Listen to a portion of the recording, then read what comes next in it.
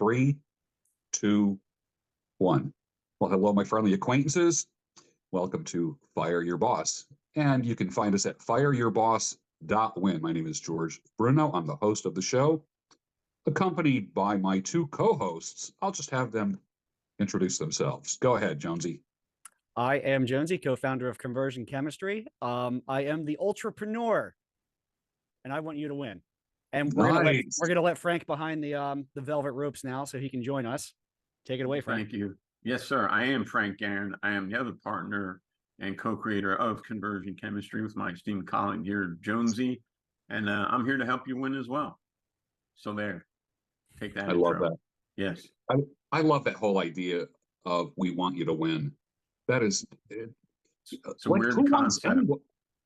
Who wants anyone to win these days? Like, who's on your side? Everyone feels like they're up against the man by themselves. You don't have anyone on your side except the guys from fireyourboss.win and Conversion Chemistry. We definitely want you to win, where we just remind you of that every time that we're on the air. Our topic today is from hoping to action, because, wishing and hoping is not a strategy. How to take the first step in firing your boss, or going off on your own, or taking your side hustle and making a substantial income with it. Jonesy, what would you say? What is the first, like everybody talks about, I can't wait to leave this place, or I wish I could monkey branch into another situation and just tell this employer to shove it. And so there's this free-floating anxiety that people have all the time, hoping, wishing that something would happen. You buy a lottery ticket, you hope your number comes up. You speak of other people being lucky and getting all the breaks. And we here at fireyourboss.win, we think you got to make your own breaks. You got to create your own opportunities. Jonesy, how does somebody go from hoping to action? How do they take the first step? What's one of the first things they can do? So I love that you talk about hope, hoping and wishing and wait, however that song goes. That's it. Yeah. Hope, what they say about hope, and they being the ethereal but what's said about hope is that it's something that can never be taken away from you, even when you're in your darkest, lowest point. And that's true. However, hope doesn't create a pathway to an outcome. It's a concept that you can hold on to for a brighter tomorrow or a better outcome, but it doesn't create that path. What it does is it keeps you, I guess, motivated and optimistic in a way. But the first thing to do is, even if you're not going to quit your job tomorrow, change your language from "I wish" to "I will." Simple as that. That's a simple mindset shift right there. Just start acting the part instead of "I wish, I will."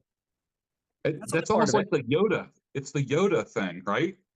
Do not. There is no try. Yeah. Yes, exactly. Stop trying. Oh, right. And there's this book, I hold it up every episode too. What to Say When You Talk to Yourself by Shad Helmstetter, PhD, right? It's one book. I wake up in the morning every day and I say, "Good morning, Frank. I love you. You're a good guy. Money comes to you abundantly. Money comes to you quickly, easily, and in amounts that you can help other people as well." And literally, he's reading that off the Valentine's card I gave him. There you go. Well, I am lover boy after all, right? It only makes sense. Yeah, but I don't want to steal your thunder, Jones. You go right ahead. Take another shot at me, you little rascal. I've got plenty. Don't worry about it. So really, Frank, you're talking about positive self-talk, and that really is an actionable first step, even if you haven't planned anything yet. You want to. You want to quit your job. You want to, put some efficacy back into your workflow, have some leverage, do things for yourself. Start with that simple mindset shift, positive affirmations, and I will statements, concrete statements instead of the abstract. Start there. Absolutely start there. 100% there. Yeah. Amen. I mean, it's powerful psychology at a fundamental level is what I found and just read from various sources. I mean, you can even talk about like CBT, cognitive behavioral stuff. That's, like Aaron Beck and Judith Beck type psychology for self-improvement. But really make that a first action step right there. There's something about the power of positive thinking. Some people say, "Oh, that's a bunch of baloney," and I'm like, "Well, what do you propose in place of that?" Yeah, what's Like, plan B, right, George? yeah, what the power of negative thinking? The power of no thinking, of not Yeah. thinking at all. I mean, I want to think positive. I want to be optimistic. I want to look for the bright side in people. I want to look for something positive in every situation. So, I heard someone talk about, well, there was, those demotivational posters. Mhm. They make me laugh. There's one that says destiny. Uh, we were meant, you were meant for me, perhaps as punishment. That's great. Which is pretty funny.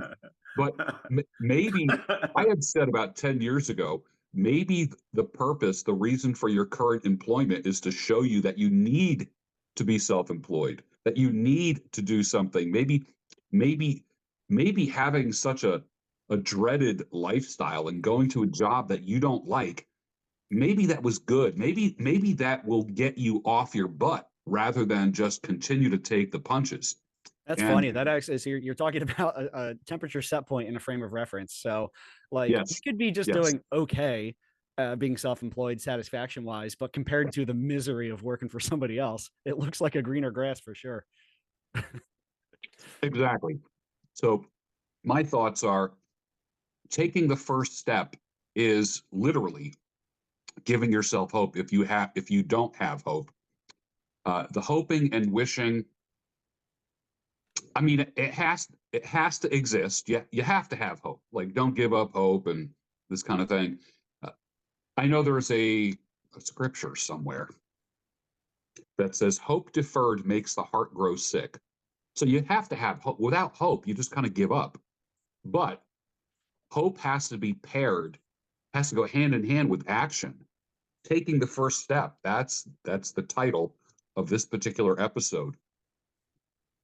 When people do, typically when people do something like the niche navigator that you created, do you think that gives people ideas? Do you think AI is at a point where, because it's powered by AI, is AI advanced enough to give people hope and make them think outside the box? It Do you it think?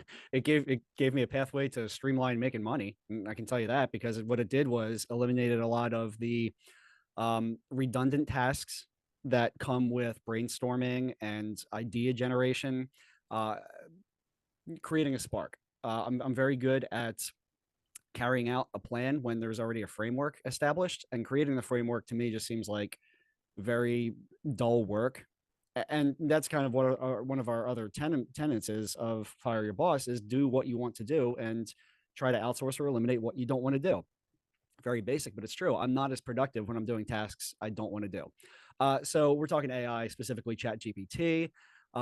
It allows me to basically create a shortcut to idea generation and give me perspectives that I would not have thought of without intense amount of hours of research or focus groups or having multiple conversations with different people. All of those things you still want to do in the scope of entrepreneurship and marketing. I'm talking about a speed run here for idea generation, and it's here, it's now, and that's what powers our niche navigator. Which, if you go to conversionchemistry.com or fireyourboss.win, you will see on the front page a link to that niche navigator. Which what it does is asks you 12 questions. It looks like a Chat GPT interface with different colors. Asks you 12 questions. Based on your current likes, dislikes, values, your current skill set, and what you may want to do. And from there, it generates possibility of niches for you to get into, again at a high level. All right, it doesn't write you a business plan. That's kind of phase two, and then from there, when you prompt it one more time, it'll say, okay, well, niche down 3 times within each of these 3 niches. Mm. So that's talking about psychographics and stuff. A particular audience. It's creating your rudimentary audience. So it takes everything from age, gender, physical location to life status, life goals, affinity likes and dislikes. I want to target 45-year-old males who like to garden and also like cars, but they don't have beards. I don't know. Like you can, it gets Yeah.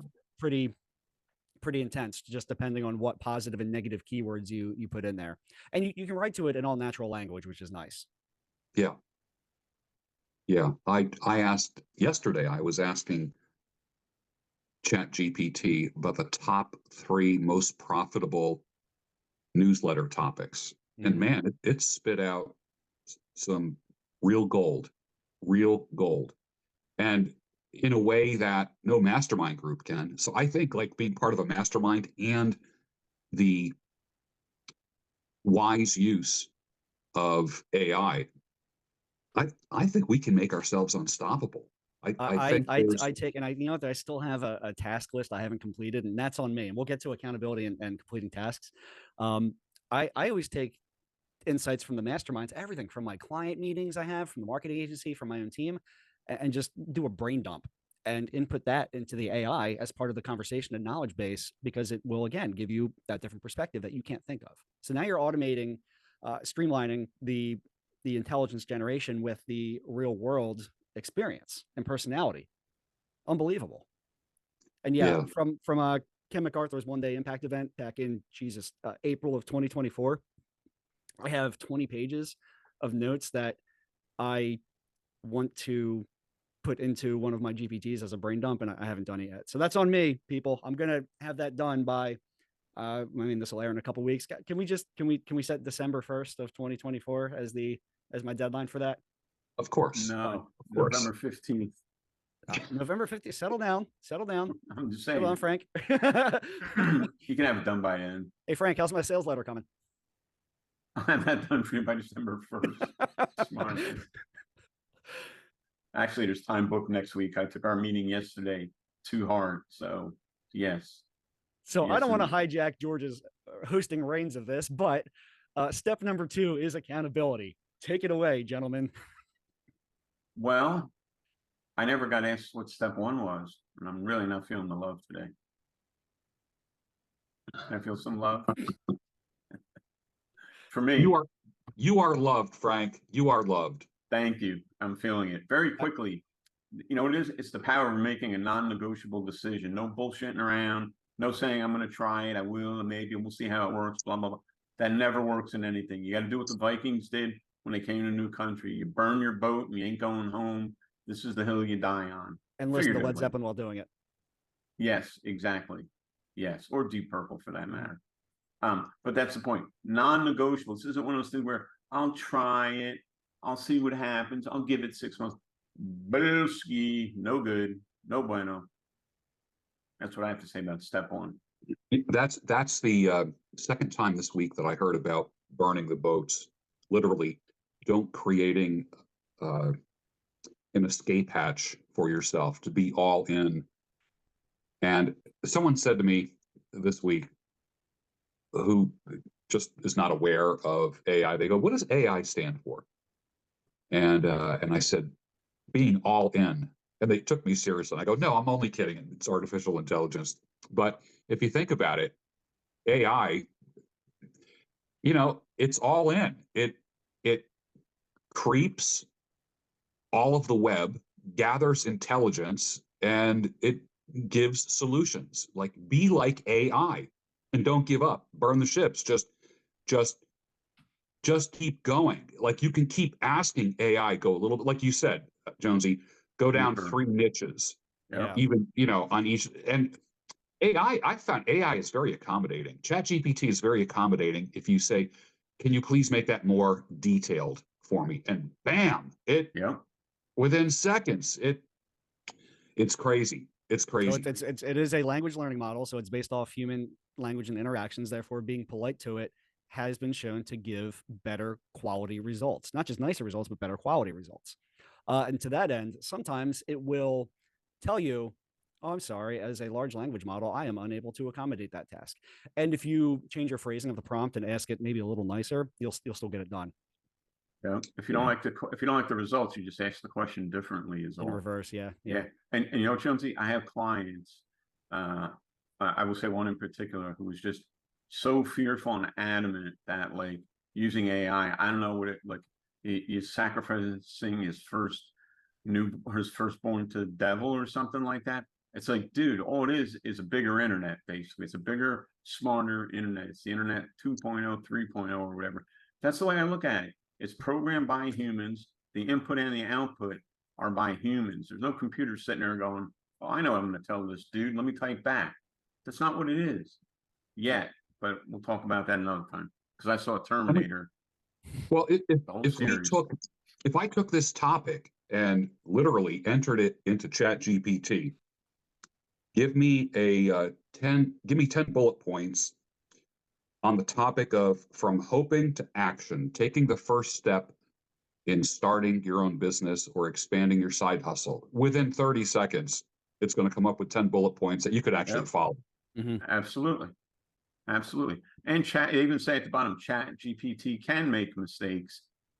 Check important info. So you always want to check your facts, but there's other things you can use. Perplexity, Claude, which I don't use because Jonesy doesn't use it unless you didn't give me that update. But I love my customized Chat GPT that Jonesy so kindly and caringly created for me. Not only do I have a FrankBot version of Chat GPT, but it's FrankBot 2.0. And I love it. It punches stuff in. I punch it in and I say, please write this in the style of Frank Aaron. It's got access to my entire body of work. Again, thanks to Jonesy. Stuff comes out. I'm like, damn, that sounds exactly like what I would say. You know, and you got to sprinkle some human dust over it, 5-10% here and there. But the time saving and tying this back to our subject, guys, our topic, what is, there's no better time to get started because this is the first generation and the first wave of people that have access to this kind of intellectual property to make use of. And it's amazing. I mean, for real estate, I can do comps. I can say, I have a prompt that says, give me this, give me that, give me the other thing, give it to me in this detail. 5-10 minutes later, a couple extra questions. I got a report that might have taken me half a day's worth of research. And it's probably even better because there's no emotion to it, you know? So there is no better time to get started now. That's one main reason why I say burn the boats, not while you're in them. Once you land on shore, guys, there's that little stipend there. All right. I don't want to hear anybody burning themselves out of a boat while they're sailing. It's just dumb. Instructions were unclear. In middle of ocean with burning boat. Please help. Yes. Hit the shore like the Marines. Get up that beachhead, jump out, and start shooting. Should put a flag up too. Definitely put a flag up. Absolutely, Iwo Jima, baby. And since everything relates to everything, Frank, I love how you brought real estate into it because that's one of the axioms I learned in the past couple of years is the best time to get into real estate was 20 years ago. The second best time is right freaking now. Yep. Yeah. Exactly. I'm just on a side note, the real estate stuff. I've got 7 deals right now that we're either buying properties or we bought them and we're selling them, or we're about to buy them. You know, we're waiting on like a survey or a perk test. I'm busier than ever. And this is a month before the election. There's work here. There's money here. There always is. We made it through COVID. I made it through the 2008 depression. Didn't notice anything at that time. Just kept working, kept moving, you know? So today is the best time to get started. You should have fired your boss 20 years ago, but now that you know better, do it today within reason. Yeah. I've heard it said that money loves speed. I will also add to that freedom loves speed as well. The sooner you act and the quicker you act, the freer you will be and the more money you will make. That's true. My buddy Joe Vitale has a course, Money Loves Speed, and it's specifically all about that. So yeah, you sit here thinking about stuff. I was on a mastermind call yesterday, and I love everybody on that call. And one guy's like, you know, I always feel like I have to get everything ready. I have to know what's coming next. And I'm like, dude, I was full time for 8 months before I knew what I was talking about, and I was still making money. Like when I was proficient, you know what I mean? Like what I would consider somebody that had their sea legs and it could handle pretty much anything. And I'm still learning today. This AI, I didn't know anything about it a year ago. I thought, another thing like Bitcoin. Let somebody else. I'm on my road. Let me stay in my lane. But man, this AI stuff, you're going to be using it regardless, whether you like it or not. It's more than a glorified Google. Oh yeah, Yeah, it's like the power of the entire internet, but faster, quicker, and in a more organized way. I think the thing about it is it's the way the information is presented so that it's easier to digest as like a normal human being, I guess you would say. Mm. And it sorts your thinking out and it gives you structure, you know. That's the other thing I like about it. And that kind of covers like I think Jonesy was saying, step 2, you know. You have to find your why. Why do you want to fire your boss? Why do you want to quit your job? And once you find that why, man, let that baby burn, you know. Yeah. You go. You're gonna hit bumps, you're gonna have rough days, you're gonna have Yeah. mornings, you know, but my boss, and one of you guys said it before too, my last thought here real quick. My last boss, and God rest his soul, he died of a heart attack, you know, probably 20 years after I left. If he were alive today, I'd kiss him because you know what? The guy drove me to start my own business. I was either going to kill him, kill me, or kill the both of us, figuratively, if not literally. I couldn't take it anymore. Loved driving a truck, loved my customers, hated my boss. But I'd shake his hand today and I'd say, Big Daddy, you're the man that's put so many thousands and thousands and thousands and thousands of opportunity into my pocket here. I can't thank you enough. And you know, looking back, and we're going to talk about bosses in the next episode. It might even be that he was scared or he had to protect himself, or you know, he grew up with the company and don't rock the boat. And it's now, I don't know, but you know, turn that anger into something that's going to help you get started. Yeah. Yeah. It's, I call it constructive discontent. There's people who have destructive discontent where they're not happy and they just make life miserable for everybody, including Yeah. themselves. Yeah. Constructive discontent is, you know what? I'm not comfortable. I don't like where I'm heading, and I'm going to do something about it. So, like circling back to what we said in the very beginning, perhaps the reason why you are not happy at your job, perhaps the reason for your job, period, is to show you that you need to be on your own, or that you can make your first dollar and tape it to the wall and say, look, that's the first dollar. That's like channeling your anger into construction, into something positive, redirecting it.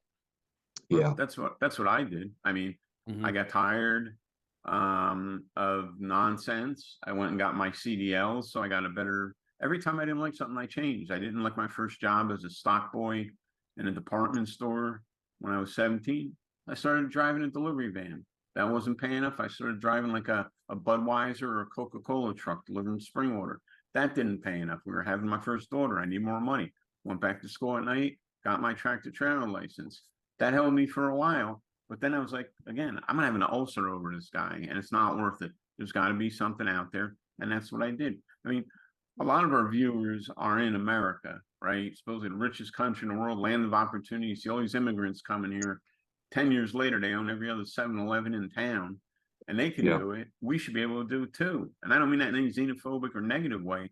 I'm like, God bless the immigrants that come here and work, man. They impress the hell out of me because they're the ones that years ago, the coal mines up in Pennsylvania, all the Irish and Welsh and this and that, steel mills in Pittsburgh, everybody was from Europe, someplace in Europe, you know. And if they can do it, that back-breaking, bloody, horrible, dirty work and dying in your 50s or 60s, we're sitting here in an air-conditioned room now with a computer that gets me information at the speed of light. I've got air conditioning or heat, depending on what day it is, all the food I want, all the drink I want. Hell, man, if you can't make it in this world, in this economy, in this day and age, you're simply not trying. And I don't mean that as an insult, but that's the truth. You're simply not trying. Yeah. Yeah. I'll never forget the title of a Grant Cardone video back in 2015, and it was called Hustle Like an Immigrant. Like it's do or die. It's a burn the boats. I literally came to this country with a suitcase, with a damn backpack and nothing else, and I got to make something happen. And a lot of fortunes were made, like we talked about in our last session, where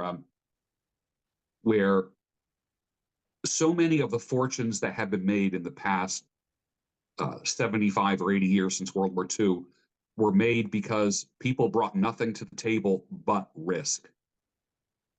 They weren't Yeah. highly capitalized. There were, I grew up never hearing the word angel investor ever. I never heard that before. There was nothing like that. No There was a such lot of, thing. yeah, there was no such thing. Now, risk is probably, I would say, a combination. All right, and we'll end with this, but I'll say risk, hard deadlines, and accountability are what are the three things that people need to be able to fire their boss. Jonesy, give me two or three qualities or two or three bullet points that a person needs to be able to go from hoping to action and taking the first step. All right, so I already covered the mindset change of I wish that I will. I do want to touch on accountability, which could be as simple as creating your own personal board of directors about this new project. That's when it ceases becoming an idea. Now you set a timeline, and now you have your personal board of directors. This doesn't have to be an actual legal body. This could be, some people in your networking group, some friends, some family, those who are going to support this decision. All right. You're going to have some friends and family members that say, oh, you're crazy. Don't do this. Forget them. Keep them in your life as your friends and family, but eliminate them now from this project. This is, I'm not alone in this type of thinking. This is like my mentors say this, people who I don't even necessarily agree with in business coaching and consulting. This is like one shared belief that all of us have, is that people will tell you you're crazy. But it takes a certain amount of unorthodox thinking to make this step. So you are now that. Own it. Congratulations. So your personal board of directors, you're going to, ask them to invest $1 into your company, and that you'll give them a return on investment. And they're going to hold you accountable to these timelines that you've created, to these hard dates, to your freedom date, to whatever the next step is. And hey, I'm going to promote conversion chemistry right here, because that is all in module 1 of the Fire Your Boss Blueprint, which when you click below, you'll see a lovely discount code, Bruno, which will give you a massive amount of money off. I think the percentage off just keeps increasing, because all we want to do is just get it into a bunch of people's hands. Yeah, I like that. It just reminded me of that whole Noah Kagan thing where he said, start developing your asking muscles. Ask people for $1 investment, $5, 10, which is like, you think, well, it's not the money amount that's keeping people from doing that. It's the actual asking, developing the guts and the mindset. And this guy would go, I remember him doing videos, going on the streets and just asking strangers on the sidewalk, would you be willing to invest $1 in my business? And some people like Venmo'd him the money right then and there, that kind of thing. But I'll tell you what, it's you take the small victory perspective into that, it does make it easier. And also, you're going to take it more seriously. It's not borrowing $1; it's an investment, and you're going to be a fiduciary and give them a return on it, and account how that happens. Then before you know it, when I bought my first rental property, I used the use other people's money formula, and I got family members to invest. Family members, that's cool. like, hey, stroke me a check for 10 G's right now, and here's what you're going to get in 5 years. All right, and it worked. Nice.